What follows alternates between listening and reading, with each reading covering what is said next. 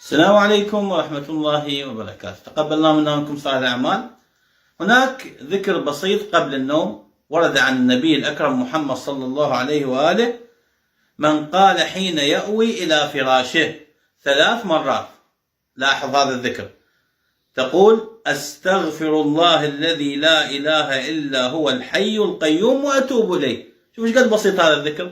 هذا الذكر تعيده 3 مرات قبل لا تنام عندما تأوي إلى فراشك. شوف فائدة هذا الذكر: غفر الله تعالى ذنوبه وإن كانت مثل زبد البحر ورمل عالج أو مثل أيام الدنيا.